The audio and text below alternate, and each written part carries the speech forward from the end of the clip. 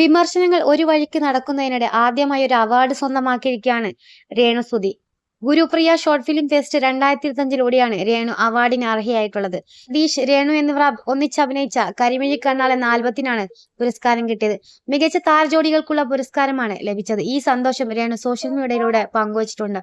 നന്ദി എന്നാണ് രേണു പോസ്റ്റിനൊപ്പം കുറിച്ചത്.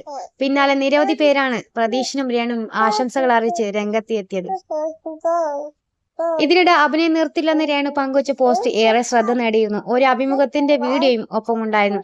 അഭിനയം നിർത്താൻ മകൻ പറഞ്ഞാൽ കേൾക്കുമോ എന്ന ചോദ്യത്തിന്, അഭിനയം നിർത്തണമെന്ന് മകൻ എന്നോട് പറയില്ല. കാരണം എനിക്ക് ആകെയുള്ള വരുമാന മാർഗം അതാണ്. എന്റെ മക്കൾക്ക് വേണ്ടി തന്നെയാണ് ആ പണം ചെലവാക്കുന്നത്. പിന്നെ എന്തിന് അഭിനയം നിർത്താൻ അവൻ പറയണമെന്നായിരുന്നു രേണു തിരിച്ചു പറഞ്ഞത്. എന്നെ വിമർശിച്ചാൽ നിങ്ങൾക്ക് എന്ത് നേട്ടം? ആരെന്ത് പറഞ്ഞാലും അഭിനയം തുടരുമെന്നും രേണു കുറിച്ചിരുന്നു. ഇതേപോലെ സിനിമാ രംഗത്തുള്ള സെലിബ്രിറ്റികളുടെ പുതിയതും പഴയതുമായിട്ടുള്ള അപ്ഡേറ്റുകൾക്കായും ബിഗ് ബോസ് അപ്ഡേറ്റുകൾക്കായും ഈ ചാനൽ സപ്പോർട്ട് ചെയ്യാനും കൂടെ നിൽക്കാനും മറക്കല്ലേ.